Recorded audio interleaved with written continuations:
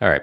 So, welcome everybody, anybody who happens to watch this. I've got Hans C. Nelson here, famous Hans C. Nelson. You can follow him on his channel. Is it called Hans C. Nelson? It is. Make it easy. Okay. Yeah, make it easy for everybody. So, I got Hans on here, hopefully to keep me honest. As some of you may know, last night I put a post that I wanted to do a live reaction to Ross Gerber and me, Kevin. They had a video drop yesterday where they were just talking all kinds of stuff, and then they spoke about Tesla and Elon, and um, to be honest, they just something that really bothers me.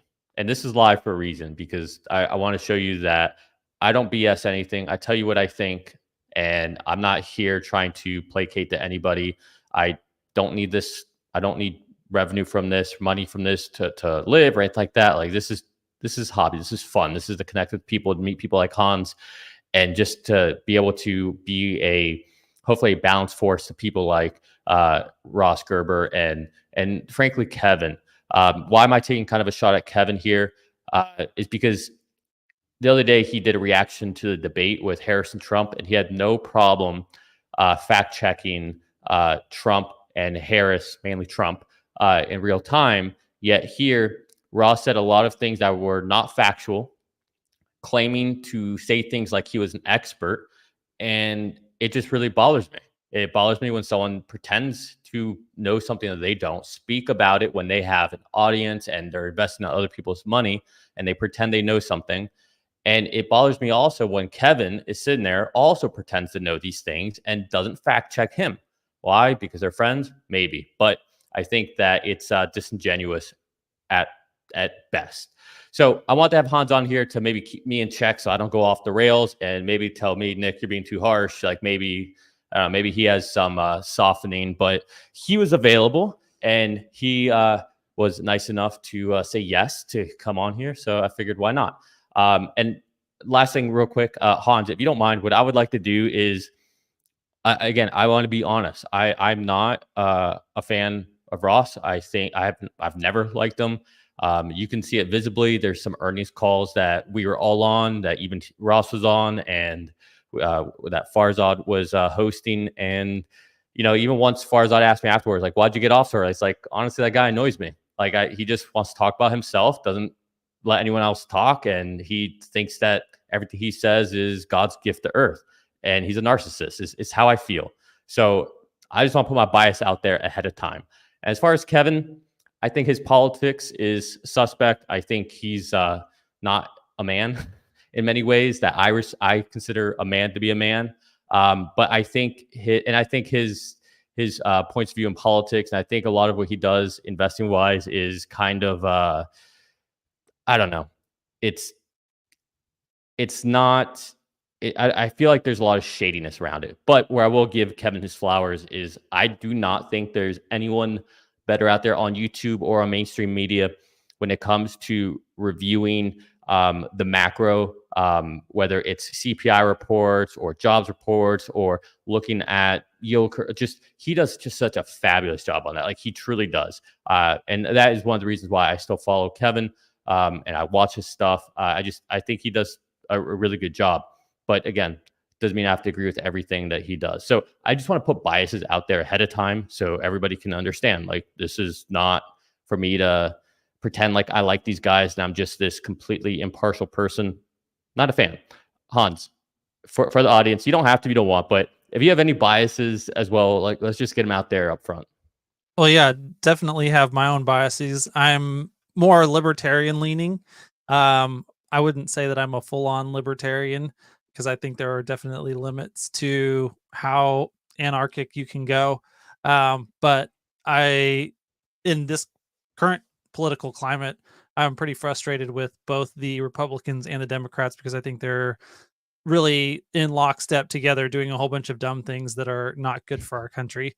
So politically, that's where my biases would be. And then as far as Ross is concerned, I have had a pretty significant amount of distaste for him ever since he started running for the board seat. And just the way that he conducted himself during that, I felt like was not in keeping with the best interests of retail shareholders.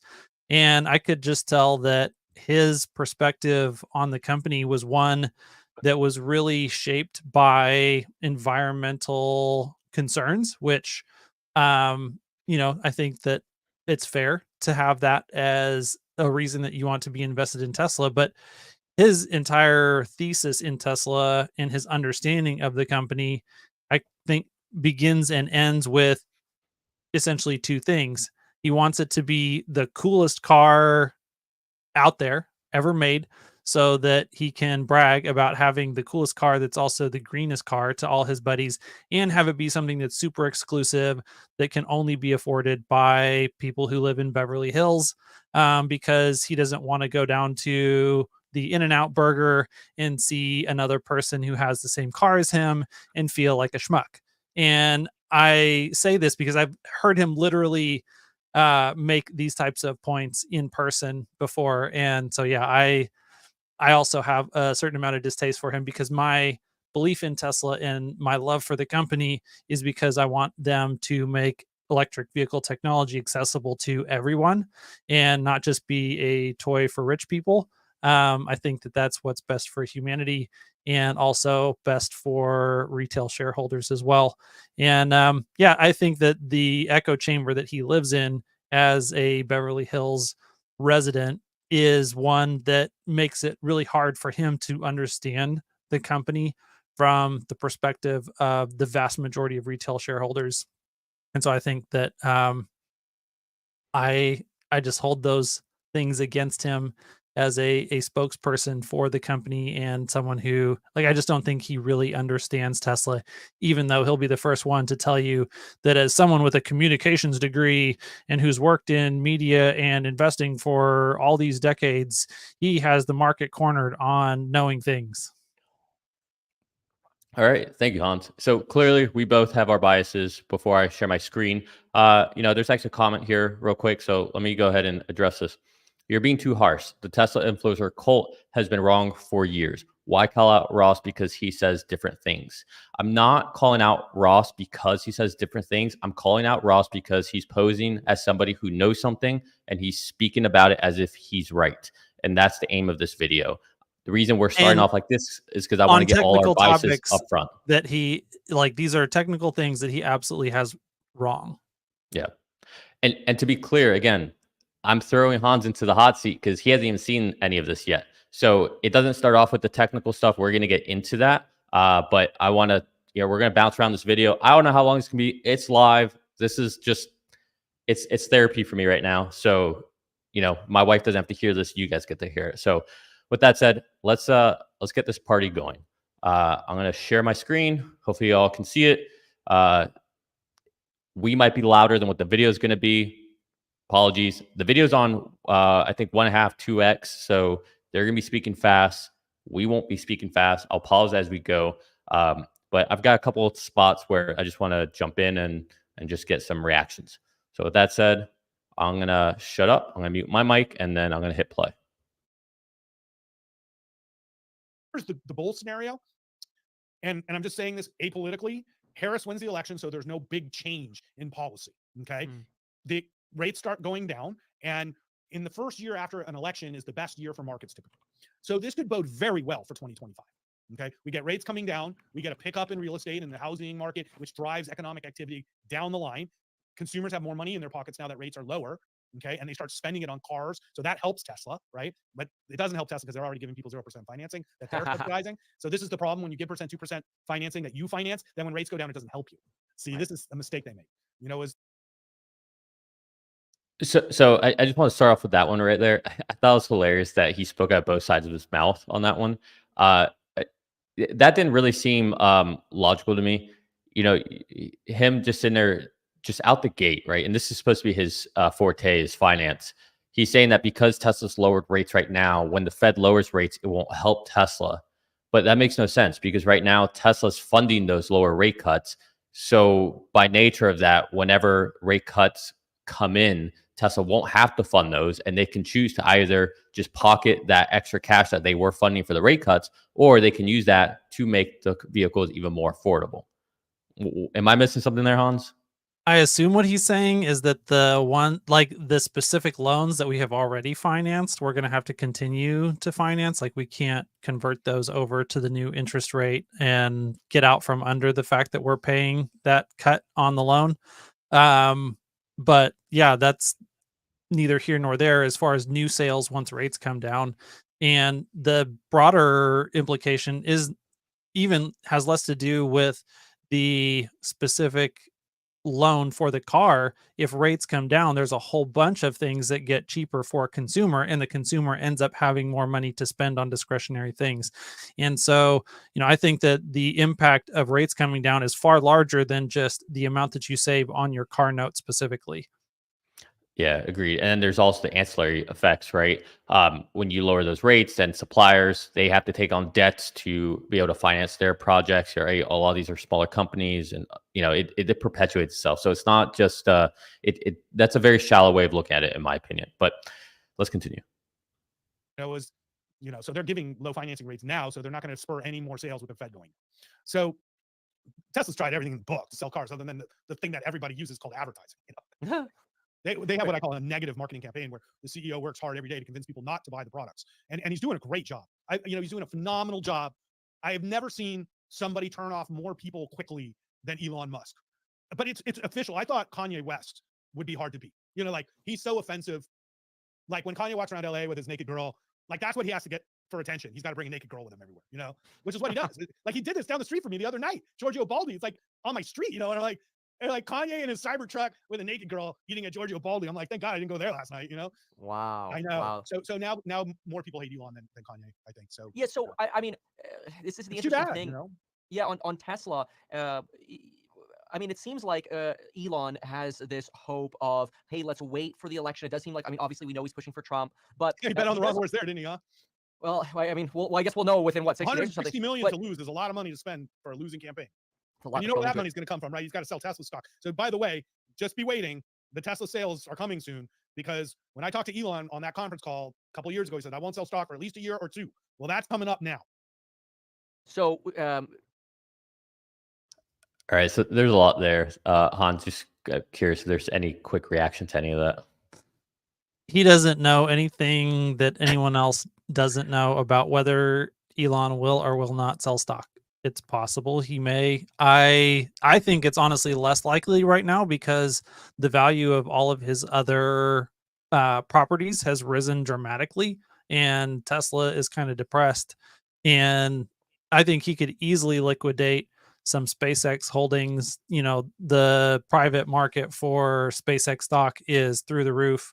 If so, anyways, whether it's for X, whether it's for other things that he needs cash for, I think Elon has like options out the wazoo for ways to generate liquidity that don't necessarily mean that he has to sell Tesla stock.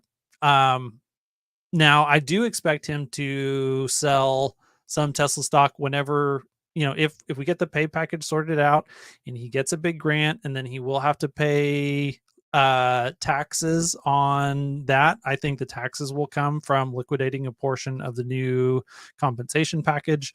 But that's the only concrete thing in my mind that is going to almost with certainty come out of Tesla stock specifically. Yeah, the two things on this part that really kind of irritated me, and again, this is even when I really started getting upset when I was watching this. It just kind of annoyed me. Was one, to your point, he acts as if he knows something, or he knows when. He kind of talks about, like, in a second here, that he doesn't know Elon's finances and all that, but it's going to happen eventually. It's going to have to happen. But again, I don't know how true that is. We don't know the state of X. We don't know how healthy it is. Advertisers are coming back. They're getting more and more viewers. So we don't, I mean, they're paying people out. So we don't know any of that. So to me, that's just speculating at best. And, I thought it was kind of rich coming from him, talking about Elon has become the most hated person, whatever. I'm pretty sure Ross might have the crown for quickest from people really liking him to not liking him. I think that happened all like in a week. So, glass house kind of thing. But Yeah, I'll I keep mean, going. Oh, go ahead. I do think it's probably fair to say within his specific bubble of people that are generally highly disliked by the rest of the American populace, yes, Elon has rapidly dropped in his popularity amongst that very small neighborhood that Ross lives inside of. Yeah, well, exactly, right? Like if you just do a ratio of how many people have heard of Ross Gerber and you look at that versus Elon Musk and you look at that, like sure, there's a lot of people in the United States that are upset with Elon, but across the world in general, you don't see that. You know, it's a And little he's asymmetric. generated, I think, far more fans over the last 2 years than he has generated detractors. Even though, yeah, like there were some people that really, really loved him, and now they really, really hate him. And that, like, that group of people is not insignificant. Like Ross is speaking to a legitimately existing group of people, and it's really not a super small number of people either. Mhm. That I think those people are out there, but there's a lot of people who had never really heard of Elon Musk or didn't know who he was, or if they had, they really didn't like him. That now they know his name and they like him, and I think the number of those people is probably, and this is just complete speculation on my part, but I think I have to defend, living in Texas, I have to defend Elon 10 times less today than I had to several Mm, years ago when I would get into random conversations with people who don't know anything. Pretty much the universal response that I get from people who would have thought of him as some hippie EV dude who's selling cars that we don't want. Um, to now they're like, yeah, Elon Musk is awesome. He's cool. And man, have you seen that new Cybertruck? It looks crazy. I don't think I want to drive one, but it's cool. yeah. All right, let's keep it going. My question, I want to hit on this, but my question has to do with I've always thought of Tesla as needing to make as many cars as possible and get FSD into as many hands as possible, even if they had to include FSD for free. And I was really looking forward to Giga Texas really building out and then Giga Mexico getting Right. built. But right now it seems like, and even the semi-truck facility, but right now the semi-truck facility's dirt. They expanded China a bit. They put Texas, or Texas hasn't been expanding much with the new Right. line. You've got Mexico that's canned until they figure out, okay, are we going to have a tariff war or not? Well, they just Which don't is need more interesting. capacity. They just don't need more factory capacity. Right, right. So, but I mean, that is obviously a signal of a demand problem if we're not growing that Right. vehicle manufacturing growth or demand growth or sales growth rather as we were. But the question is, why? What do you think is making Elon want to pivot from that original goal of as the costs come down, let's just continue to crank as many cars as we can so we can flood the world with Teslas, get to 20 Right. million vehicles a year. Why did we Connected. go from that to Robotaxi? Like, Right. why not just more cars, cheaper cars, FSD for everyone? It's such a good human lifesaver for people to have FSD. Is it ready for Robotaxi? No. But is it great 98% of the time? Of course. Kevin, you're bringing up the main point. Now, I know that because you sold your Tesla, now you're on the hit list of evil people from the weird Tesla cultists as well. I love your mugs. Where are you getting these mugs? I can't focus. Okay, hello, my fellow weird Tesla cultists. While they sit here and they're going to talk about this mug for a second, but we're the weird ones. Where's your take on all that? There's a lot said there. I don't want to just spew out what I think. Let you go a little bit. I mean, it is an observation of something that is a pivot that Elon has gone through over the last few years. I can understand if you don't understand AI and if you haven't done the math around robo taxis and you think Kathy Wood and ARK Invest are full of bologna sauce, then it would be perplexing.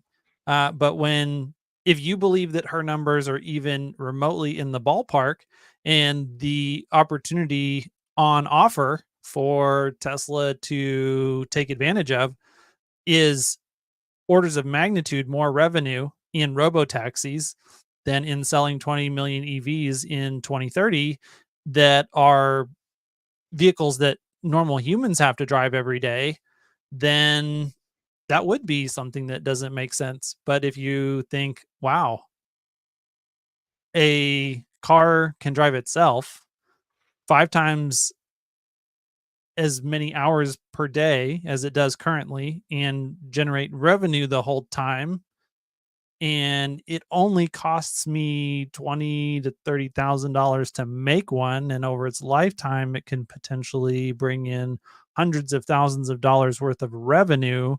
Should I focus my business model on selling $35,000 ASP cars when my cogs are $25,000 and I generate $10,000 worth of, you know, gross income per car?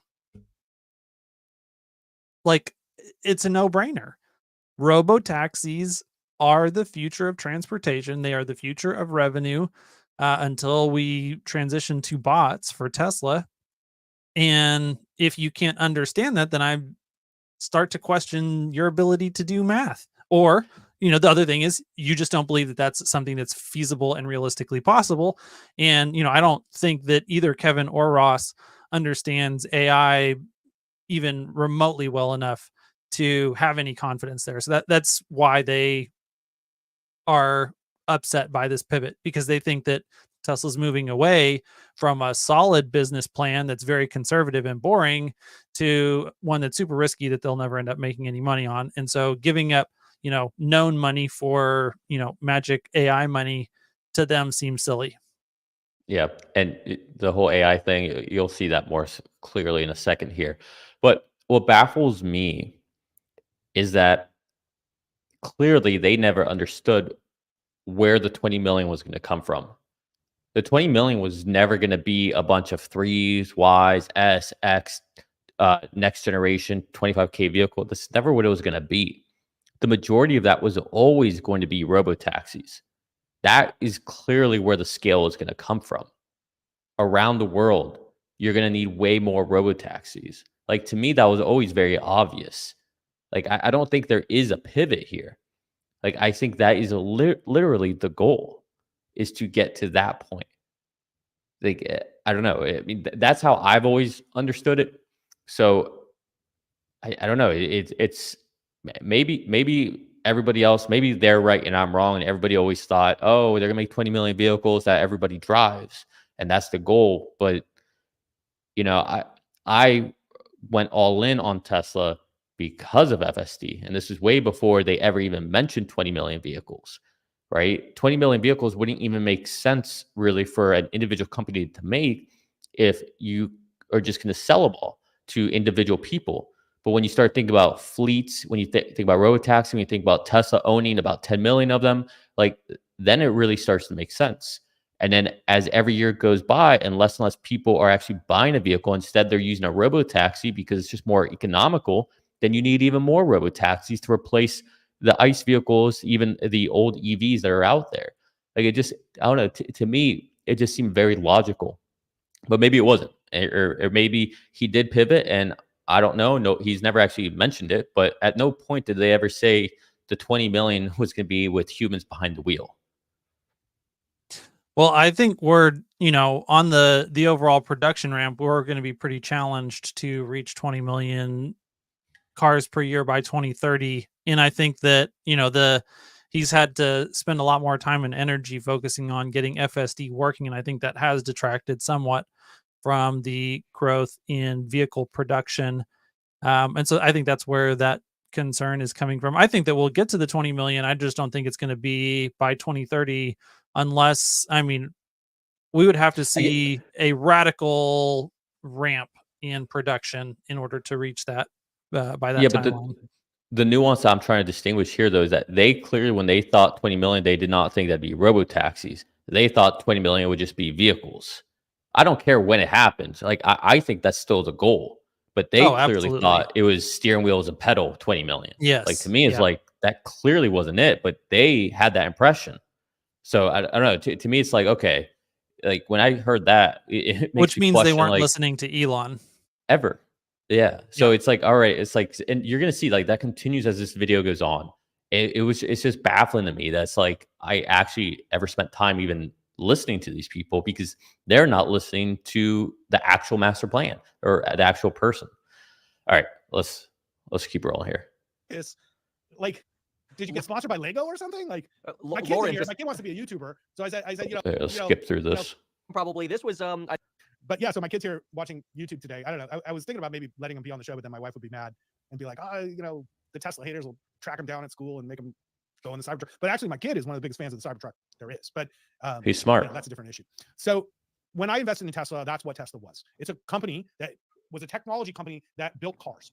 And the best part of this technology was two parts. The first part is it was green. Okay. It was an electric vehicle. This is a massive increase in ability over gas vehicles. Tesla cars and electric vehicles are better than gas cars. Simple as that. Tesla proved it. Okay. Number two, autonomy or full self-driving. That Tesla put technology in the cars to make them the safest cars in the world. And that the way I looked at it is if they could get full self-driving to work, they would save 20 to 30,000 lives a year. And it would basically compel most people to buy a Tesla simply just out of safety. Okay. So the idea is that there's about 75 million cars a year sold across the globe. Okay. Here, let's so pause there for just a second. Sell 20 million cars. That's like.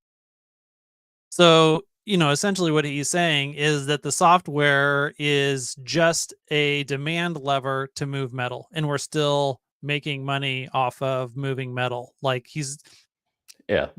what he just articulated was he expects no revenue from software. And that's, if you don't expect revenue from software, then of course you're going to be frustrated by a heavy move into Robotaxi business strategy. Yeah, agreed. Good catch. Again, we're live. We didn't talk about this before. If there's any part you want to stop, just yell it out like you just did. I like that instead of me guessing here.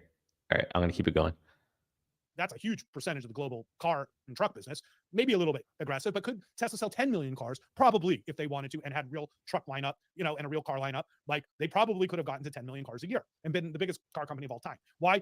Safest cars, clean energy, cheapest to operate. It's like a no-brainer. Yeah. So, and then you can extrapolate out into things like Robotaxi or power and storage or charging, and all these other businesses were great. They were just ancillary businesses, you see? And so. Okay, yeah. So let me pause it there. The fact that he sees Robotaxi as the ancillary business rather than the business, that's a structural difference, right? In thesis. And I think there's a lot of people that, especially in Wall Street, that don't see that. Now, we could be wrong. I'm not saying we're right that this is going to pan out, but where they're wrong is in thinking that they invest in a company where Robotaxi wasn't the company and that was the goal. And I would say even now it's not even Robotaxi, it's robotics, right? Real world AI, navigating through the physical world, robotics. That's the company you're invested in. And they just didn't know what they were invested in. Well, they didn't re-underwrite because I probably invested around when they were originally investing. We're talking back in 2018, 2019. And the Robotaxi thing at that point in time was much more of an ancillary potential project, something that was a call option that if it pans out, great. But like, that's not the core part of my investment thesis. But, that was 5-6 years ago now. And if they haven't re-underwritten that by this point, then that's the reason for their, frustration with management, because it definitely has changed from then to now in a huge way. Yeah, that's fair. Yeah. I mean, I've been very clear about this since day one of even doing content, but I invested in Tesla because I believe that autonomy was going to reshape the world, reshape cities, reshape the way we build houses. We potentially wouldn't need garages anymore. Cities could be rethought because you maybe wouldn't need, it could look a lot more like European cities where you don't need a lot of roads in between. People could live further away because you could just, getting point A to point B would be more cost effective and less of a stress or hassle. Like to me, that was the move. And I started to look into seeing what companies were actually looking at this. And, obviously I had a love affair already with Elon because he's the man doing the impossible. And, when I was looking at for investment to this, it was actually between Google or this man who's just done the impossible. And that's when I started diving into Tesla. But for me, that's been it from day one. Like that's been it. So, but yeah, so you bring a good point. They should have they should have re-underwritten their investment thesis. And clearly, you would think for Ross at least, Kevin hasn't really given up. Well, I guess he kind of gave a point of view, but if you're in the finance and you have your own firm, all this stuff, you would think that they're on top of these things. It shouldn't have taken you this long to understand what seismic shifts were happening within the company. Yeah, I That think business that model- Ross just well, doesn't now Tesla, believe in the risk reward of Robotaxi yet at this point. And so I don't know if that's a lack of due diligence, like has he not done the homework, or is it that he's done some homework and he just isn't convinced? And I think the other piece in all this is that with Elon's departure politically from Ross's near and dear held beliefs, Ross definitely seems like the type of person who would allow that to color his motivation in doing the research necessary to decide, hey, do I want to go? Like, I think that it's likely that just the political motivation on its own is enough to give Ross, whether he, will admit this to himself consciously or not, reason to say, hey, you know what? I don't believe in Elon anymore. I don't think that he can make these impossible things possible because I don't agree with him on politics. And so I'm just going to be set up now in opposition to him instead of believing that he can make these impossible things come true just late. I think you'll see in a second that you're spot on with that. Tesla's margins went from 25% to 15%, which is still extremely high for a car company, right? If it was a car company. And then their margins on software should be like 80 to 90% like Microsoft or anybody else, right? And so they could continue to develop software and sell more services on the vehicle. And it was an Apple model. You see what I'm saying? So what attracted me to Tesla was it was the Apple model, except the car was your phone instead of the phone, right? Yeah. And so I always used to say Tesla's like Apple with wheels, if they're building iPhones that drive. And that's really what a Tesla is. It's an iPhone that drives. And that business is wonderful. Ask Apple, right? Now, if you look at Apple, you say, what else have they fucking done? It's nothing. They've been making the same phone and the same iPads, and people love them every day. They buy them. They haven't innovated anything. Okay? Apple Vision Pro, they got a lot of work to do. It's a good product, but they got a lot of work to do. So why Robotaxi? What happened? What happened? Well, it's Twitter. No. It's Twitter. Because when Elon bought Twitter and became the daily purveyor of abhorrent ideas, he turned off so many consumers that they stopped selling cars. And at the same time, his arch enemy, Sam Altman, who he bankrolled, you know how personal he is, right? Sam Altman was bankrolled by Elon. OpenAI was like Elon's boat, you know what I mean? And they kicked him out. And Elon was like, they'll never do anything. And now Sam is king of the party, $150 billion valuation. Everybody wants to talk to Sam this, Sam that. And Elon lost his mind. He's like, this is bull. I'm the king of AI, and I'm going to prove to everybody I'm the king of AI. I'm going to start an AI company, and I'm going to turn Tesla into an AI company. And our first robotaxis and robots. And that's what we're doing now. And that. Okay, so I think you're seeing a little bit into Ross's head, into his mind there when he says that. As far as Sam's doing this, he's getting all the attention, whatever. I don't think Elon's someone who cares about attention at all. I don't think he cares less. Whereas Ross completely cares about attention. That is all he cares about. And as far as my take on this, with when he bought Twitter, Elon was saying crazy things before that. Really crazy things before that, or well, at least what people perceived as crazy when they understand the context of a lot of his posts, or they don't understand his sense of humor. So I don't know, like that's just comical to me. And then going back one more, the Apple example, saying they were Apple with wheels. The difference with that is that Apple was selling a device that has software on it that was ready. Tesla has the vehicle, and sure, the vehicle itself has its own software, but FSD is not ready yet. It's not there yet. We're getting there. We're about to be there. And so to make it seem like those are apples to apples, pun intended, is not cogent in my opinion. But riff on me here.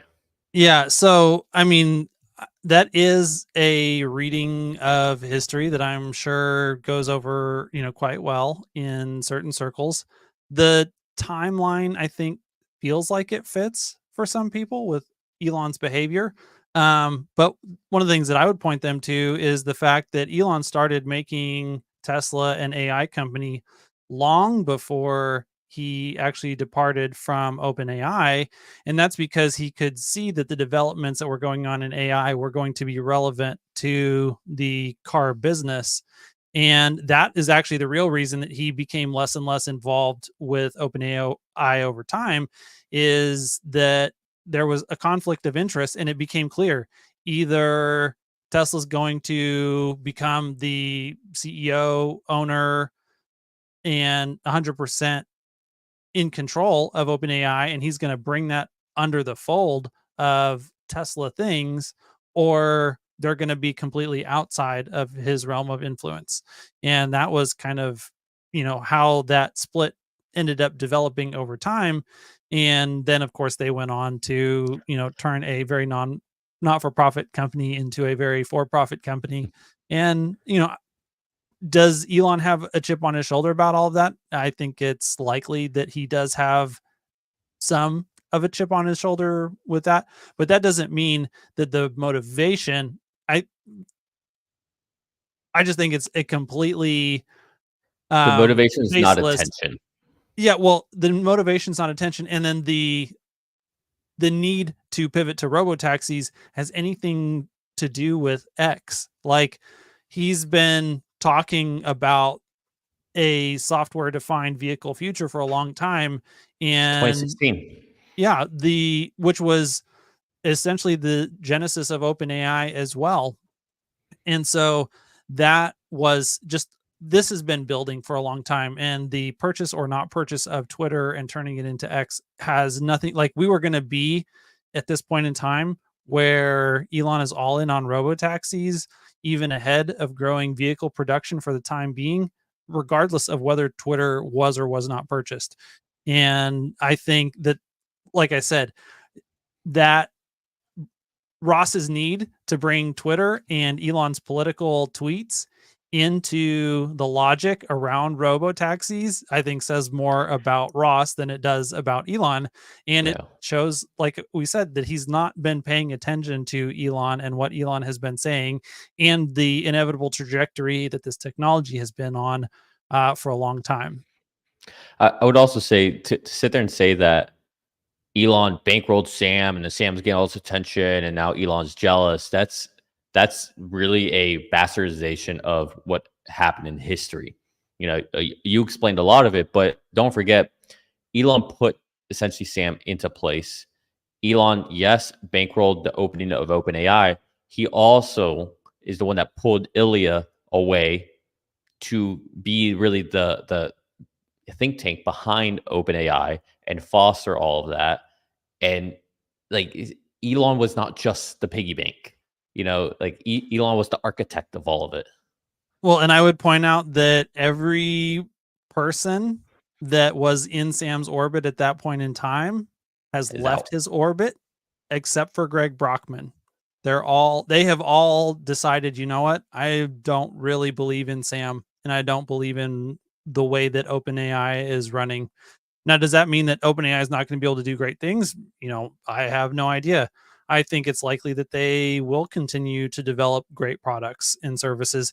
And as long as they don't get too distracted by this AGI thing, like, there's a lot of commercial value to be had that just has to do with applying the technology we already understand to real world problems and wrangling it, which, that's where the majority of the work needs to happen next.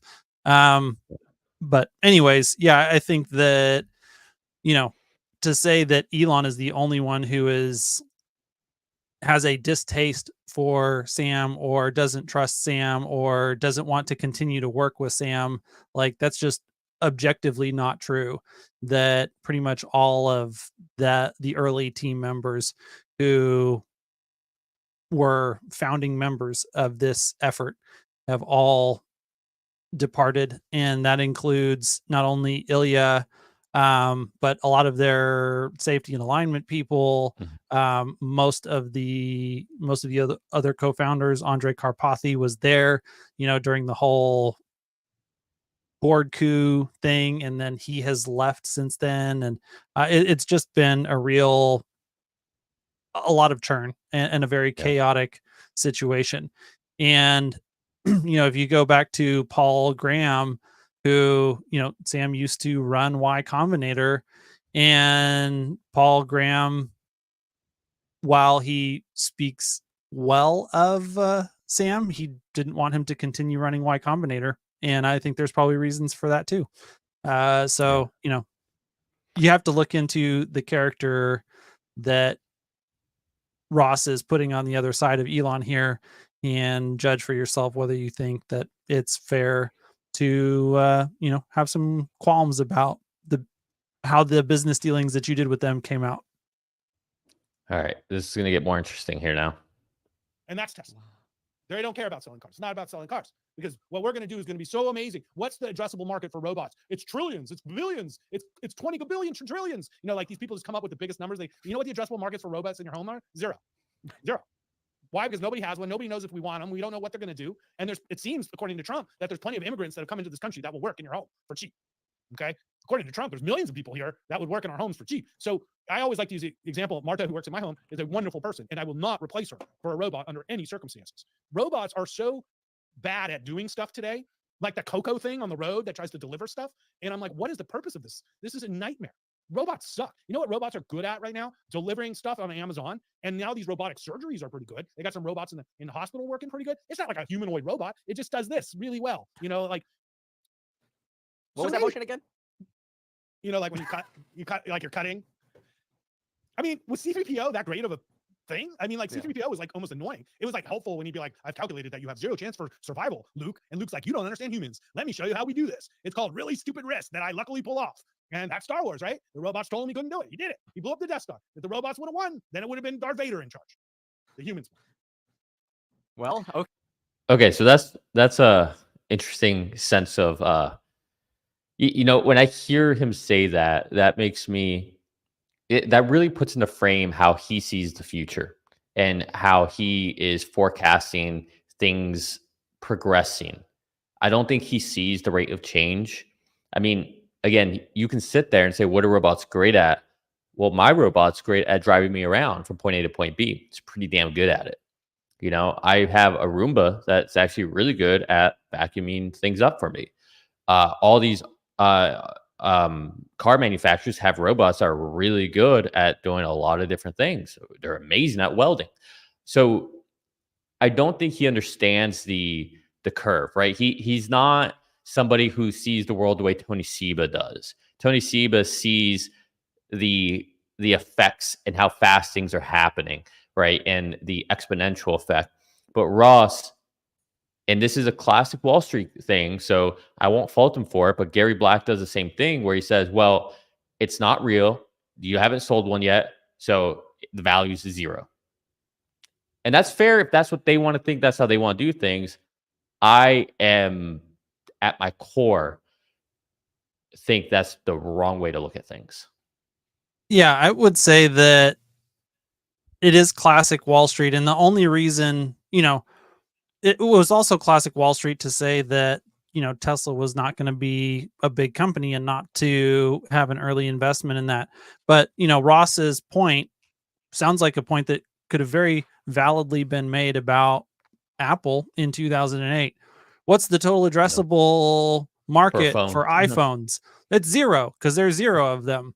Oh, and then, Nokia and Motorola, like the BlackBerry was basically eviscerated and went from their most profitable year was in like 2010, and then they were bankrupt a couple years later because they believed that the total addressable market for iPhones was 0.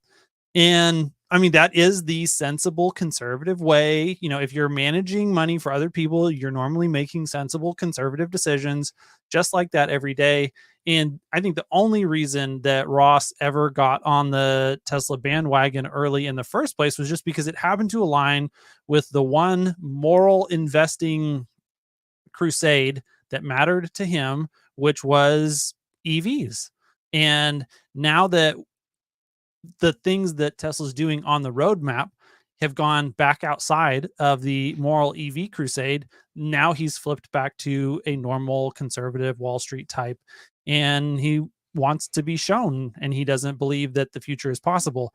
But if you came to Tesla because you realize that Elon Musk is as good, if not better, an entrepreneur and CEO and innovator than Steve Jobs was, then you believe that he can make some of these things that are not yet a reality, but the laws of physics say not only can but probably will happen very soon. And all of the technology curves, when you look at costs, when you look at capabilities that AI is building over time, and you see the just complete Cambrian explosion of people and talent that are all focused on solving these, like embodied AI robotics problems right now. Like there's so much energy and money and national strategic Yeah. focus being placed on these. Like, does Ross think that the CCP is misplacing all of their efforts on being a leader in humanoid robotics by 2027? Like, if he wants to remain competitive with China, and if they can make it happen, then we sure as heck better be hot on the trail. Otherwise, we're going to be in a world of hurt. And that's where Elon has been ahead of the curve on this and is pedal to the metal. Yeah, and you gotta remember, nobody was actually. I mean, you had Boston Dynamics, but that was again, they say themselves just a research project. But you never had the world really taking humanoids serious and all this investment towards it until Optimus was unveiled. So there's definitely signal there, but I promise it's about to get a lot better, or not better, but you're about to see they don't know what they're talking about soon. Okay, so what do you think? I mean, on that Oh, note, you want to talk about Waymo, because the Waymos are kicking ass around here. yeah, let's come back to we'll go to Waymo in just a second if you don't mind. I want on this robot thing with Optimus and these humanoids. I kind of agree with you that if we go through a slower economy here, whether it's recession or soft landing, slower, and Right, it's slow. wages or workers are more available, what's the risk of wage deflation, not disinflation, Right. like straight up wage deflation because people are willing to work for less just to get a job? And then what That's how is you get wage recession. deflation do to humanoids? Because it just increases the return you need on a humanoid if people are willing to work for less. You're 100% right. And this is the massive deflationary cycle that technology causes. Technology is a deflationary force. So when you look at really high interest rates, right, and you look at the environment we have economically today, and then you throw technology like AI and robotics, and what will that do to labor and what's already happening, these are massive deflationary forces. So you're absolutely right. And the perfect example is the Waymo and Uber. So yesterday, I drove my Tesla to a very nice restaurant in Brentwood where the traffic is gnarly. Like it's really hard to navigate around that area on San Vicente. And I call for my car. The valet brings up the car. And behind me, my mom had ordered the Uber, and the Uber driver drives up, always clueless and having no idea what to do. And right behind him, a Waymo pulls up with no driver. Okay. Now, this is like out of a movie, and you'll only see this in LA. In the same valet, there's me and my Tesla, an Uber, and a Waymo now. Okay. Picking up passengers, right? So, who do you think did this the best? Waymo. The Waymo was smooth as silk, man. So I get behind a Waymo again, and I do this every time I'm around a Waymo, and I put on my full self-driving, and I have to disengage because the Waymo is better at driving than the full self-driving times 5. Are you serious? Oh, I've my never been in God. one. Like, I'm scared that I'll hit somebody with full self-driving. Like, I have to pay attention. You know what I mean? Like, you can't not pay attention. The Waymo has no driver, and it's picking up people for rides and charging a fare all over LA now. And it's super hard driving that Teslas can't even come close to doing. So anytime you go on to Twitter and you see these videos where people saying they're having no intervention, it's a fucking lie. Okay? It's a lie, and it's a dangerous lie. You know why? Because I have to intervene every time I use it. Every single. All right. So listen, we've got several hundred people watching this. I imagine you guys all have FSD. Hans, you have FSD. Do you really think it's a lie every time people say they had no interventions every single time? No, I mean, I can I tell. have I no literally intervention did. drives. I have. I I drove 70 miles today already this morning, going to a doc's office and back. Zero interventions. Zero. I not even the park. Right? Like we got there, I just took it out. I pressed park in that spot. Like zero, nothing. Like I mean, maybe this. the routes that Ross's driving are that difficult, and they do require him to always intervene. I don't know what his driving scenarios are compared to mine, but yeah, I'm on But 12.3.6, and if I can chill out, it will drive pretty well most of the time. Like, I do have times when I actually do have to intervene. It'll decide that it wants to, enter my neighborhood, for example, that has, the split entrance and exit, and it'll get confused, and then it'll want to go right at the median instead of, getting in the in lane. And then I get nervous that it's going to curb rash me when it finally, decides, oh, I do need to go on the in lane, but I'm, way far over this way. And so it's got to do a weird approach. But that's the exception, not the rule. And there are lots of drives that I have that require, no no, input on my you're part. fucking lying. You're fucking Yeah, lying. What are you talking about? apparently. Ross told me that you're fucking lying if you say that on And it's Twitter. dangerous. Yeah, it's dangerous. So I don't know. I don't know what to believe here, right? So again, everybody has their own experience, but apparently you're all lying. Whatever you experience is a lie, and he's right, you're wrong. You got to listen to him. It's Because absolutely he got a insane to hear communications this. degree from Penn. Yeah, exactly. And even Kevin didn't believe him. You see Kevin, he's like, really? He didn't even believe it. And to sit there and say that, oh, the Waymo is perfect, all that. Okay, I'm not going to sit here and tell you that I have never intervened with 12.5. Yes, I have. When is it? Normally in a parking lot when I'm at the end of my trip, right? That tends to be the only time. Safety, I hesitate to ever say any absolutes, but right now I could say never. I don't think I've ever really intervened with 12.5. And I say really, I'm caveating because I can't remember every single drive right now, top of my head, but I haven't. But you take a Waymo, you put it anywhere outside of his geo, and it can't do anything. It can't even do highways right now. So to sit here and act like it's 5 times better than it's, get out of here. Like, it is Well, not 5 times better. I do want to give Waymo their due. What they're operating is incredible, and I'm glad that we have, people who are working on this problem. Like, I may disagree with their approach as far as its ability to scale, but I'm super excited by Waymo and what they're doing for the general autonomous driving ecosystem. And I think that the product that they have rolled out that they're able to charge customers for is a great milestone. And I just don't have any data on how much, like, it's really hard. It really is an apples to oranges comparison, and I don't think there's a way to really confidently say one way or the other which one is better. But that said, one of the things that Ross absolutely does not know is how often is that Waymo being taken over by a human? We know that they do it. We know that it happens. We don't know what the frequency is. And so you cannot say that those Waymos are zero intervention drives either. That there may be lots of times when there's a human who's actually navigating that Waymo through one of those difficult situations that Ross is assuming is, being fully handled by software automatically, and it's not. And so, I just think that his claim is unsupportable. Like, he does not Yeah. have the data that he thinks that he has. Yeah, and I would also say to everybody that I know that we're not covering certain things that are very obvious. Like, for instance, he said that humanoids have zero value, yet then they talk about how deflationary this is going to be. It's like, I thought they had I know, value. that was hilarious. Like, so I get we're missing stuff, but I'm just really trying to get to the meat and the potatoes of what you can see. Where when I was watching this, I was getting more and more frustrated. I'm like, what are you talking about? Like, this makes no sense. For example, he's sitting here talking about how, I have to take over every time. I have to do all this, right? Was this not the same guy that went on like a 2-hour drive with Dan O'Dowd and assisted on this, and it had one mistake the whole time, and that he spent the whole time defending that one mistake? Wasn't that him? That he insisted on it, saying it's amazing, it's great, it's so safe. I think that was him.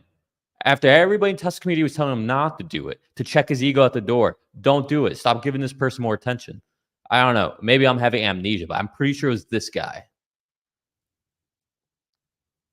Single time I turn it on, I have to intervene. Okay. Why? Because I don't want to hit people. Okay. Now, it's almost perfect. It's kind of what you were saying. It's 95%. If nothing weird happens, if I'm not going through Brentwood or Santa Monica in traffic, it's fine.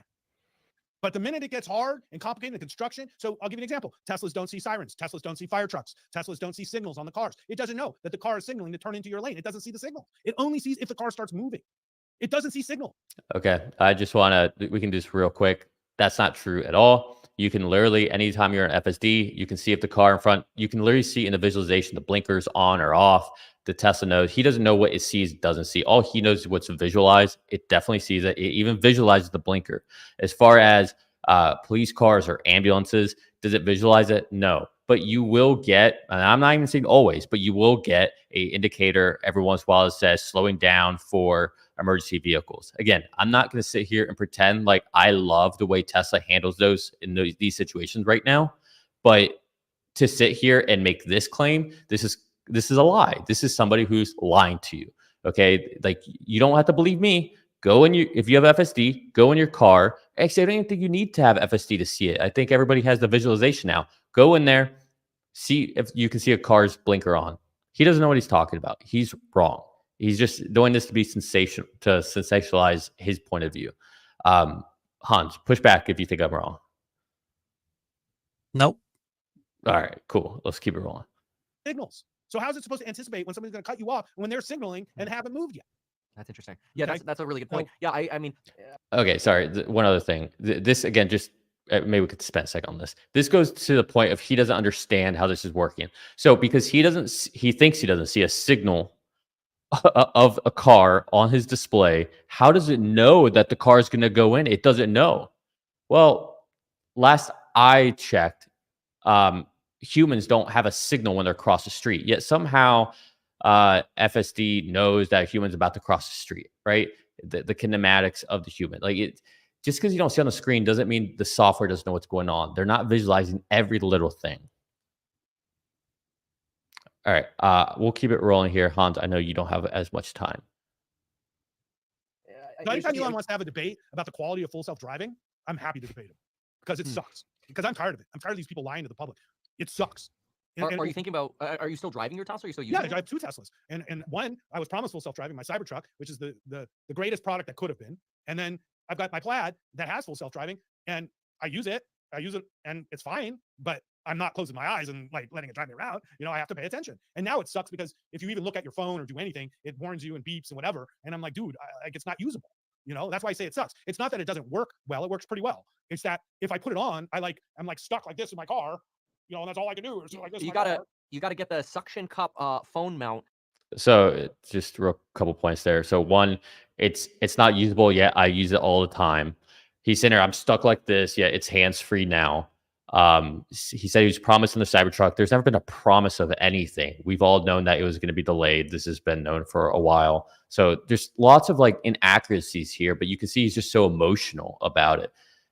And then suction cup it like 55 degrees in front of your eyes, so you could like see the road and everything, but your phone's there. It thinks you're looking forward. It has no idea. Not driving advice. Like don't take driving. Just call me when it works. Just call me when it works, because I'm just going to call my Waymo right now, and my Robotaxi is going to come pick me up. So I want to understand how we're going to be Google at Robotaxi when they're already doing it. That's interesting. The what I'm curious about is this. What Elon's pitched is this idea that everyone will be able to submit their car to this Robotaxi network, and you'll be able to make passive income from your Robotaxi. Let's stop there for just a second. You know, how is Facebook going to beat MySpace as the preeminent social network when MySpace is already doing it far before Facebook ever did? I don't understand Apple how going to that's beat possible. BlackBerry and Motorola? How's that going to happen? Yeah, I just don't understand how those things could be. No. Fugazi? No, I mean, you'll be able to do this, and you'll make no money. Because everybody's doing it? Supply and demand. Supply goes up of cars, soars, demand stays the same. Do you think there's going to be more demand for ride sharing than there is today? What would create more demand for ride sharing? Gosh, I mean, if everyone didn't really own a car and everybody just used ride sharing. Robo taxis, right? Yeah. So here's my thing about humans. Again, he just doesn't understand it. If everybody stops owning a car, somebody has to own it. Yeah, you would have fleets, you'd have Tesla, you'd have companies that own them, and they take the responsibility. They deal with the maintenance, they deal with the cleaning, and then people have a lower cost of not even ownership. It just becomes so affordable to not own it that it makes zero sense to own it. It doesn't make sense for you to have a power plant outside your house for your electricity. It really doesn't. Now, solar makes a little more sense, right? But the same thing, whether it's electricity, whether it's water, like there's a reason why we have kind of subscription services, because in many ways, the cost of it makes way more sense. And that's what would happen here. Humans. Okay. You ever try to get a human to change? You know, Yeah. like you're real difficult to change. Like there's certain things about you. If I told you to stop doing, there's no way you could stop. It's just you're Kevin. That's Kevin. We're gonna fast Like, if I forward tell you here. to stop waking. So yeah, the real trading's at the end of the day. Ooh. Okay, No, fair. So no, I'm just teasing. I'm teasing you because human behavior is such as that's where you have the most energy. You have all this energy and you're ready to go first thing in the morning. That's just the way you are. Okay. Now humans drive, and we've been driving for a long time. And driving is like a part of our lives. Our car is an extension of our personality. That's why there's so many different cars with so many different types of cars. And that's why all these Tesla owners buy the same Model Y and then get it fixed up and all this kind of stuff, because it's an extension of our personality. And when we drive and we go out on a date and the girl comes down and it's an extension of who we are, right? And so, good point. who's giving up driving exactly? Because I'm not. Now I'm in my 50s, so I hope to live 20, 30, 40 more years, and I will not give up driving until I'm too old to drive safely. Okay, because I love driving. I literally love it. I love driving fast. I love driving this Plaid on Sunset Boulevard with nobody on it. Dude, it's so much fun, right? So I love driving. I'm not giving up driving. I think full self driving is a great feature, especially in traffic. I wish it worked perfectly. I think I would pay more for a car that did that. You see what I'm saying? But the idea that now I'm going to just robotaxi my car, I don't want strangers in my car, so forget it. I see. What do you think about, especially if the return goes down because everybody's the return's going to go down. Any thoughts on that, Hans? Quickly, I know we're kind of rushing through here, but any thoughts on the fact that nobody's gonna want to put their car into a network, and just because he doesn't want to? Yeah, I mean, I'll say it again. Ross lives in Beverly Hills and he thinks like someone who lives in Beverly Hills, and he understands normal people about as well as anyone in Beverly Hills you would think would. So, yeah, like the economics, first of all, I'm sure there were a lot of people who just kept on riding their horses after Model Ts were invented. And yeah, good for them. They can continue to ride their horses, but like the rest of the world is moving on. And there are a lot of things in technology that have seen massive consumer adoption very, very quickly. And it's because, they're either some new piece of functionality that they didn't have before, or just some product that they wanted that they didn't have access to before became affordable all of a sudden. And a robotaxi is essentially an on-demand personal limousine that costs you way less than a taxi ride. Lots more people are going to be using that, and like the economics are going to drive massive amount of adoption, even if rich people want to continue driving their cars, just like rich people today, have a membership at some cool little club and they send their little girls to go learn how to ride horses still. Like, that's a thing that exists, but that doesn't mean that the majority of people are riding to work on the back of an Appaloosa. Yeah, I think people forget that, when Uber and Lyft were slowly growing, or quickly growing actually, people were making the argument, oh, nobody's gonna get into a random stranger's car that they don't even know or anything. Like, that's so creepy. Why would you want to do that? Right? They want a taxi that they know it's a taxi. Right? That was an argument people made that turned out to just be wrong. Had the same thing with Airbnb. Who's gonna want to stay in someone's house? Like, that's crazy. Then there was also argument, okay, so if you have this taxi service where anybody can use their car, whatever, then everybody's going to do it, and no one's going to make any money because everybody's going to do it. Again, that also didn't play out to be the way things happen. So there's just lots of fallacies here that recent history just proves it out. Supply and demand. Like Nvidia has the Drive platform. I think they've gone from either Thor to Orin or the other way around, whatever. The Nvidia Drive platform is essentially a way where any auto manufacturer can use the Nvidia knowledge and server sets, whatever, to and code bases to come up with their own FSD basically. And Elon's been pitching this idea that, oh well, other companies are going to license FSD, which he said now for over a year. And then it turns out that even if they did, it would probably take 3 years to actually Well, you get have it to on have the the hardware. road, You have to which have is the crazy. hardware. Yeah. So like, why wouldn't other companies like Mercedes or BMW or Volkswagen, why not just use Nvidia AI and you make your own FSD? They are. We have all these cars in my lot. I can take you on the BMW right now. They have their BMW Drive or whatever, and you could go on the freeway, whatever. Now it's not for city streets like full self-driving, but full self-driving doesn't work on city streets that well either. But on the highway, it works fine. Rivian's got it too. And Nvidia was the partner that Tesla was using until Tesla started designing its own chips and such. So Nvidia and the Chinese are very, very good at this, and they're getting better at Not it. true. And what I would argue, Yeah, so real quick on that one too, Hans, you and I just got done with Larry Goldberg, and isn't it funny? Larry and I were both talking about how he just said that FSD doesn't really work on city streets either, compared to BMW and that, and yet Larry and I just got done saying in a video, I don't think that was live, but you'll be posting it, but we just got done saying how FSD on city streets is so good that now makes the highway look bad, and Ross is sitting here trying to say that the highway works really well, but the city street sucks. Like, it's polar different worlds here. Yeah, and on the Nvidia point, I wish the best to the Nvidia Drive platform. I hope that people are able to make great progress on it and that we can see something that approximates competition to Tesla in a robotaxi space at scale. But I think that this is highly premature. This is basically like saying all the Tesla killers are going to come out and they're going to be better than the Model S. Like, this is the robotaxi version of Tesla killers, and there just is not a way to develop this technology that's not fully vertically integrated. And I'm sorry, I just have zero faith that a BMW partnership with anybody is going to be able to produce workable, usable software at scale that drives people around, and it is able to result in a product. Like, Waymo isn't doing a partnership with Nvidia. Waymo's not doing a partnership with they are going to have someone manufacture the cars for them. But they're not doing a partnership on anything relating to the technology or the software, and there's a reason for that. Eventually the Nvidia Drive platform probably will get there, but it's not going to be anywhere close to the front of the line when it actually becomes a usable platform and product and service.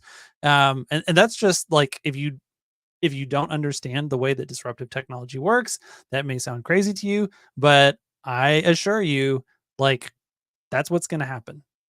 Yeah, I couldn't agree more. One, just because Nvidia has a offering doesn't mean that offering is robust. It's literally another SKU for them to sell something, is how I see it. They don't have the miles. They have no ways to get the miles. They have no way to do any of that. Even the vehicles like BMW, whatever, whoever is even partnering with them, they It's don't just a even have. developer kit. That's literally Yes, all that it exactly, is. exactly. But they don't even have a way to capture the data yet. You see, Mobile Eye essentially getting spun off by Intel. They also stopped using lidar. Like, you're just seeing, it's just very obvious.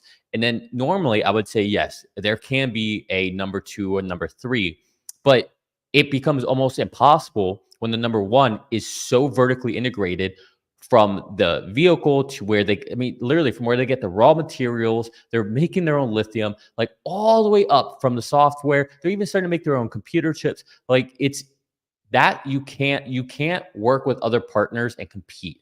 You won't. You'll never be able to offer a better experience or a more cost effective experience. And that's the only way you compete at that point. Either, sure, you're more expensive, but you're a better solution, or you're cheaper, not as good of a solution. But if you're the more cost effective and the better solution, it's game set match. Yeah, and Tesla has the ability to sell people a software license, and like, you use these vendors for your hardware and you must use, ABCD cameras and this computer, and that platform is already going to be one that they have stripped a bunch of the costs that Nvidia has not stripped out, because Yeah. Nvidia is trying to make a whole bunch of people happy, and developing a technology agnostic developer kit for how does full self-driving get solved that includes, accommodations for lidar and a whole bunch of stuff. So like if Tesla solves this, or when Tesla solves this, their hardware kit is going to be way simpler, way cheaper, way more energy efficient than the comparable Nvidia one. And they'll be able to approach whoever it is that's wanting to adopt this technology and say, hey, this is going to cost you less to put in your car, and the software is already working. You don't have to actually figure out how to make this thing work. And, here are the licensing terms and the fees that you'll have to pay, and make that attractive. And if they want to, they will have the ability to undercut whatever Nvidia is doing and, basically eviscerate their market share, because the technology is just better. Okay, cool. Hans, I don't know how long you can stay, but we only have a couple more minutes of this. Sure, And what I think let's is going to happen knock it on out. October 10th is that the Robotaxi launch is basically a souped-up Model Y with lidar. So With lidar? at some point, Elon's going to have to admit he's wrong. Wow, Yeah. that's crazy. Okay, Because that's if you a look at big the precision prediction. of the, see, I'm doing this with a Waymo right next to me. You see what I'm saying? I have access to Waymos any day of the week now because they're everywhere. And so, like, if you look at the way the Waymo drive versus full self-driving, its precision is way better. It's just better. So you can say all that hardware on the side is expensive and whatever, but it works. Okay. Interesting. So you can say vision-only systems are better in some ways, other than the fact it just doesn't work. So if one system works today and the other one doesn't, and they've been saying it's going to work for 2 to 3 years, at some point he's going to have to admit he needs lidar. Wow. What about this? I mean, that's a shocking one there. First of all, Well, I because think it might Elon's happen been- on. Okay, well, we'll stop there because it's going to get a little more technical here in a second, and it's really what really irked me. But just, I need a reaction to that. Ross is doomed. GK is doomed. Doomed. You'll see. Love it. That's perfect reaction. Happen on been October so- 10th. I think it might happen then. He's been so anti it, I people know. would just brand him as like this big loser almost for then flipping into something he's hated and bashed, calling it a crutch, right? And much more Well, than that. he used to be a Democrat too. Oh, Hey, so what do you think one about thing this- I'll say real quick here is I would love to, and I'll even give Ross favorable odds. I'll bet him a very large sum of money that there will be no lidar vehicles that are used to operate any sort of robotaxi service unveiled on 1010. I would take that as well. Did you hear that last point though? What about him formerly being a Elon formerly Yeah. being a Democrat? Yeah. Yeah, it's interesting because it's like throughout this whole thing, you see bits of like what's actually behind the curtains with Ross. It's you can see where his pain really is, and the more they talk, the more you just see it come out. It's like that's such a random comment, like that's nothing on topic or anything. Yet he couldn't help himself. It's people like this who are just overly emotional that if you just let them speak long enough, you really learn what's sitting behind the surface. this potential that the Go ahead. I was just gonna say that I just don't trust Ross to understand the technology enough to be able to decide whether lidar is or is not part of the solution. And Just you wait. yeah, the fact of the matter is that HD maps do not scale, and camera does, vision does, and you have like the reason that Waymo works where it works is because they have relied on a whole lot of crutches that make they haven't gone through Elon's process of deleting parts and processes that Yeah. aren't necessary. They want all those extra parts and processes there. And, like the thing that Ross, he thinks that Waymo has already crossed the finish line. The finish line is a nationally deployed fleet of robotaxis at scale. That's not what Waymo is. And I don't personally see a path for Waymo to ever get there. I love what they're doing. I'll repeat that again, but I would not bet that they are going to operate in every major city in North America anytime in the next 50 years. All right. That the market, shifting gears a little bit, has fully priced in this idea that we're just going to create AI servers forever. And just like iPhones, every year, I guess we're going to do another, $300 billion worth of server build outs for AI. What do you think about this potential of once these AI servers are up, maybe the refresh cycle isn't that short, and all of a sudden NVIDIA's growth plummets, like its growth, EPS growth rate or whatever, as prices stabilize, as supply catches up, and the AI gets built out? I think that's a good question, and I think that nobody knows the answer to that yet. And I've been spending probably the majority of my research time studying this issue. Okay. This is really where I lost it. You just heard him saying he spent the majority of his research time studying this. Okay.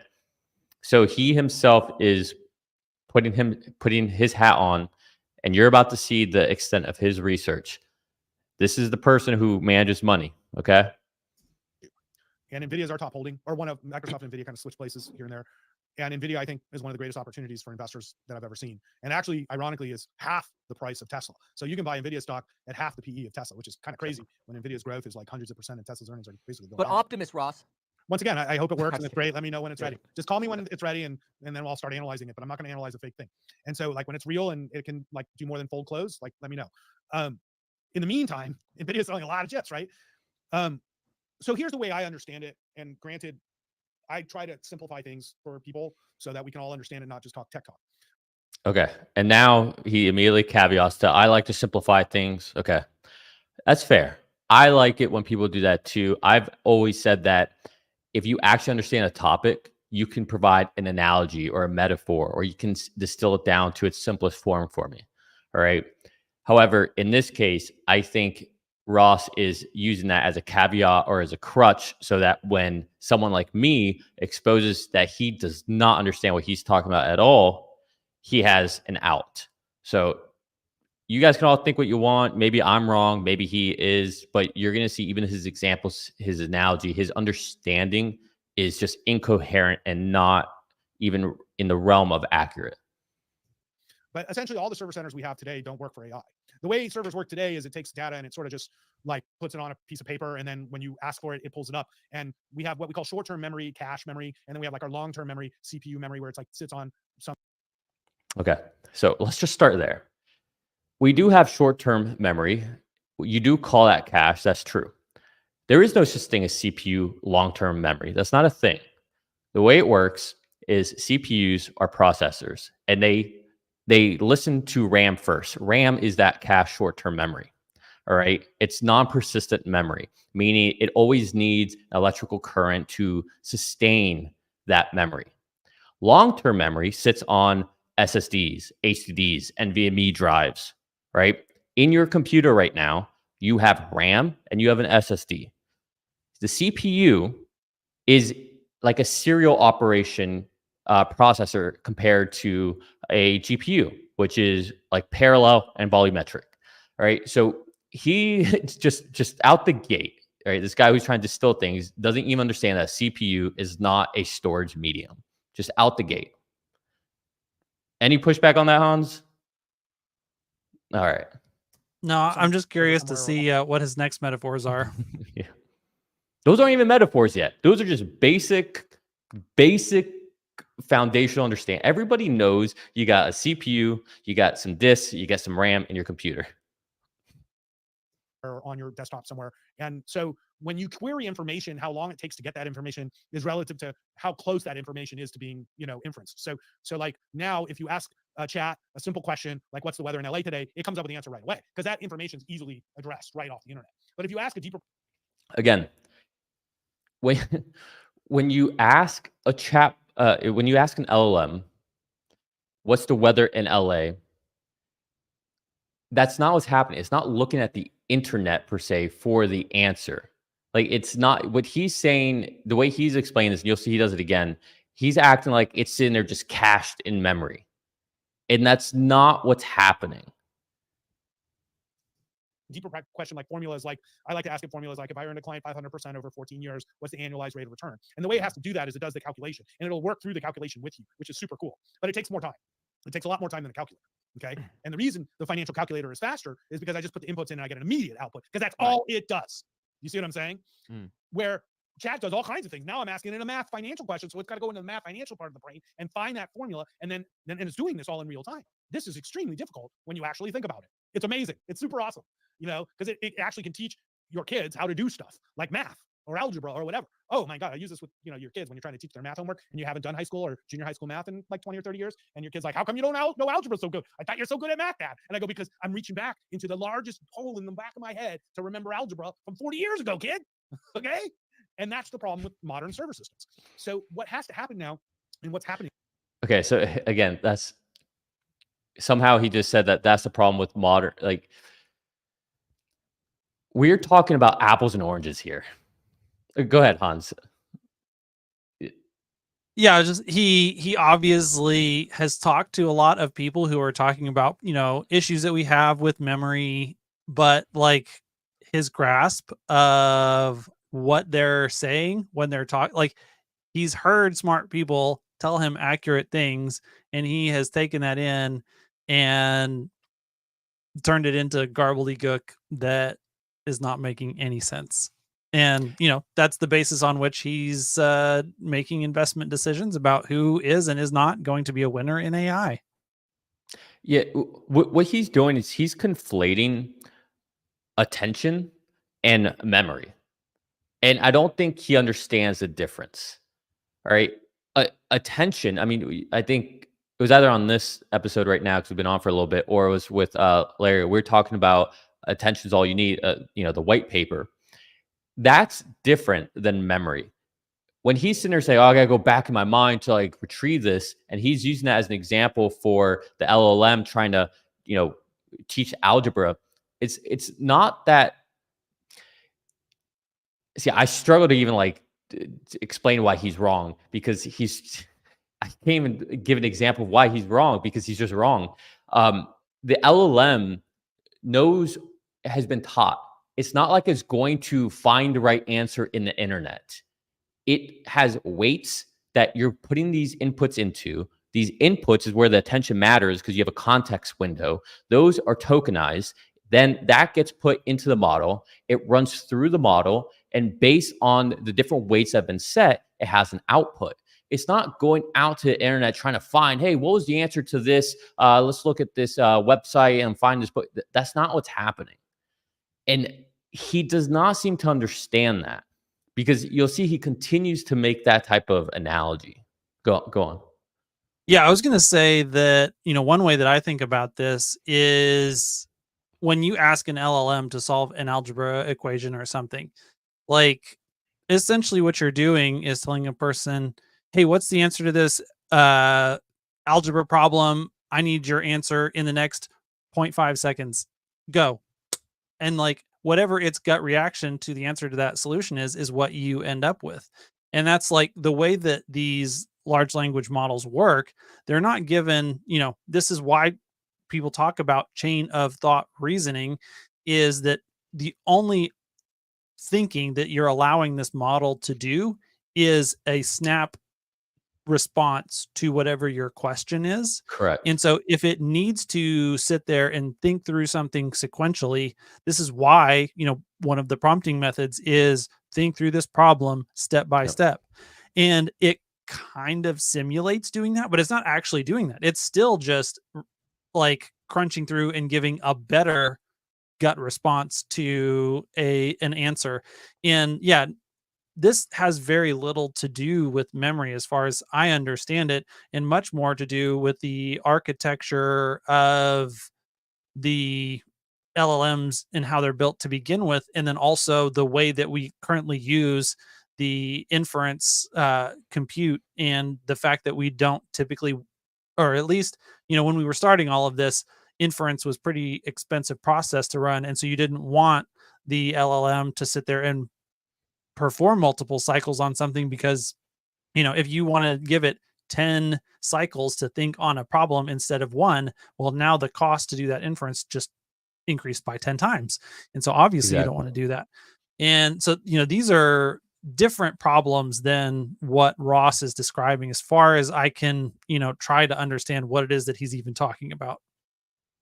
Happening is new data centers are being built based around Nvidia GPUs. And by putting the data, so you take all this other data and they call it training it, but what we're really doing is we're feeding that old data into a new server. And this new server, GPU server, keeps all of the knowledge right at the top of its head. This is the genius of AI, is can I get all of the knowledge that I've ever experienced in my entire life right at the top of my head? So you could ask me, what was your favorite book in 7th grade? Yeah. Do you remember? Now, No if idea. I bet you if I really drill down over time, you'll remember more of it. Okay. Like I had a great 7th grade teacher. Oh, she was 6th grade. Was she 6th grade? 6th grade. Miss Creasy, she taught me literature. It was like, I remember what book did I like so much? It was Catcher in the Rye or something like that. I remember Lord of the Flies, amazing book. So when you start trying to remember, really, if you want to have fun with this, try to remember really clearly what you did in 6th grade or 7th grade, and over time, your memories will come back to you if you really focus on it. Okay. It's really a kind of a fun exercise. If you have a good childhood. Yeah, boy, if you want to, exactly. So that's why this AI thing will never end, because there's so much data and there's so much need. And if we're going to have all this data right at the tip of our tongue, so whenever we want to ask a question, it will tell us right away the answer. We've got to feed a lot of information into a lot of programs that will do a lot of different things for us. And we're All right. So let's leave it on that and let's react to this last part here. Because this, again, the way he ended here, because like up until that last way he summarized it, you could have been like, well, maybe he wasn't talking about memory and AI is the same thing, but he's literally doing it again, right? He's talking about AI is literally just better cache, is how he's trying to, he doesn't understand the way that neural nets work. He doesn't understand the fact that we have these weights that the model is not going to sit here and regurgitate to you a specific memory, right? It's you're teaching it, it's learning, and it's going to give its unique novel output. Now, could it potentially give you a hey, write me a book because maybe it memorized the book? Sure, but that is not what's happening here. You're literally mimicking what's happening with our brains, where we're reasoning based on an input. And that's where you have the input, you have context windows. The bigger the context window, the more expensive. But the more that we're feeding it, and like Hans said, if you can do good prompt engineering, or you can just give the model time to think, the way Hans is saying, then you allow the model to work more and come up with a better idea, more succinct idea, more detailed answer and response to you. Because it's not just going and fetching an answer. It's not just about, oh, I have the answer right here. It's not just, oh, I just cached it in memory so I get it really quickly. It's actually putting something out that's novel. And he just does not seem to understand that. He's conflating it. So he thinks, get rid of the old data center, put in new NVIDIA GPUs, import all that data, and we're done. That's it. We got it. Yeah, and no mention of the fact that, there's an economic forcing function here that neither Kevin nor Ross is mentioning, that when Nvidia makes whatever the next chip is after the GB200, it's going to use a fraction of the electricity that the GB200 uses. And so the reason that you buy whatever that next iteration is because you can pay for tearing out all your old infrastructure and installing new infrastructure with the energy savings that these new chips are going to give you. And it's going to cost you less to run your business. Oh, and by the way, if you don't, your competitor is going to, so you have to, otherwise no one's going to use your service anymore.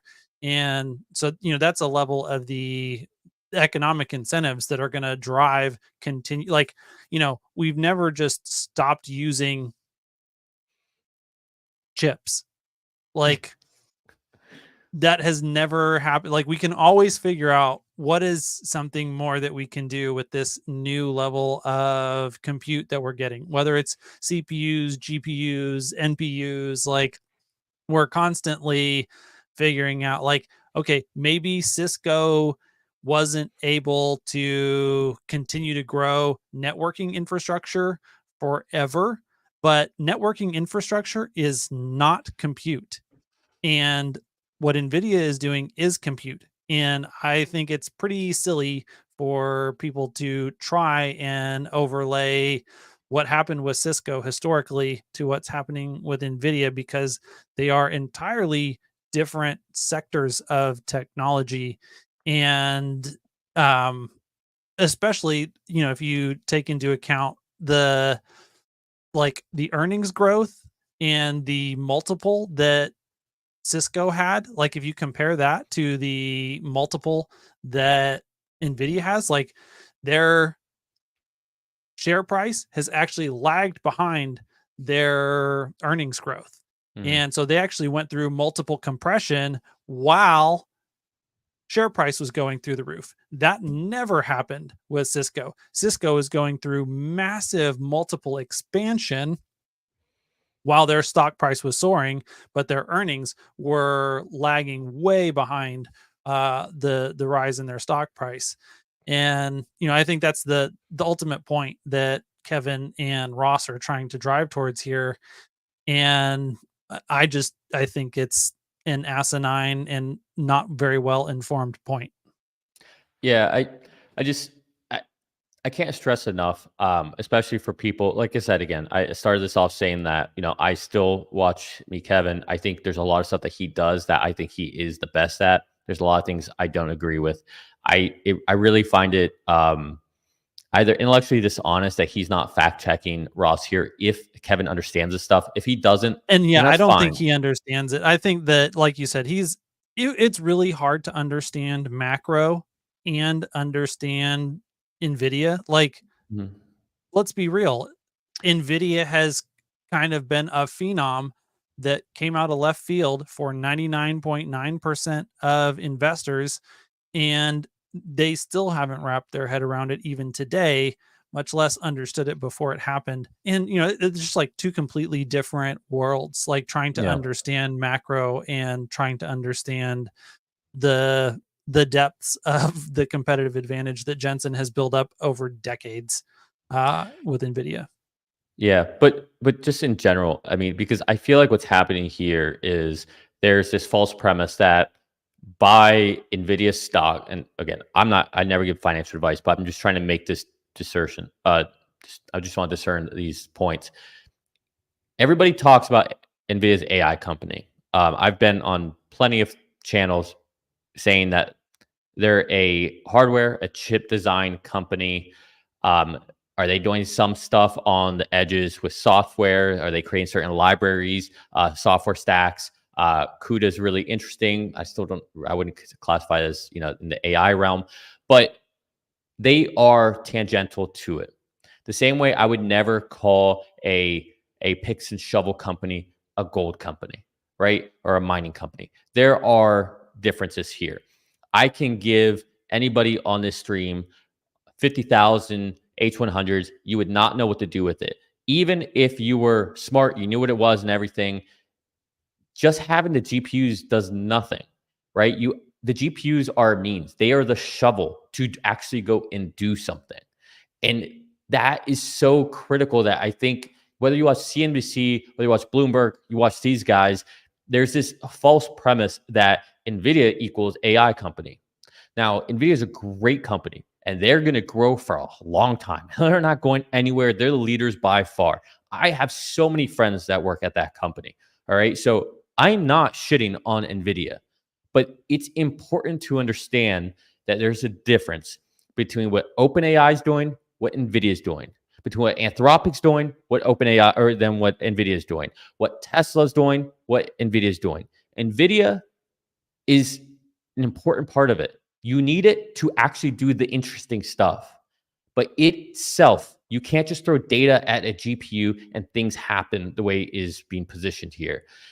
I can't stress this enough. When you listen to people like this, do your due diligence. Due diligence. Sorry, I've been speaking a lot today. Go do your own research. Listen. Don't even listen to me. Go listen to Andre Karpathy. Go listen to someone like Omar if you like his take on things. Just go listen to other people. Go do Yeah, your own Stephen homework. Go do. Wolfram, and yeah, Greg Brockman, and any number, like there's so many intelligent people that speak on this publicly that understand it deeply. And thank you YouTube, and thank you Yeah. blogs, because it has made a lot of this information accessible even to people who aren't super technically uh literate, that there's a lot of people that bring it down to a level that is understandable for a normal and general audience. So with that, I want to respect Hans's time. I appreciate everybody who tuned in. Hopefully you thought this was somewhat entertaining. Maybe it was a waste of time, but it was something that bothered me. I literally am in this space. It just bothers me when people put out inaccuracies, especially when they do it to companies that I think are very important and leading the way in many of these fields. I sometimes I think that you have to have that counterbalance, and I don't see a lot of people wanting to, meet Kevin's a big account, and a lot of people who do this for a living or on YouTube, they don't want any kind of lashback or anything like that. So I get it, but hopefully, at least a small voice out there like mine. Hans is becoming a big voice, so I won't put him in my category, but hopefully it can create a balance in the force, even if Ross doesn't like Star Wars. All right, we'll leave it there. I appreciate everybody. Hans, thank you once again for indulging me today. Yeah, and may the force be with all of you who don't like Ross. And also with you.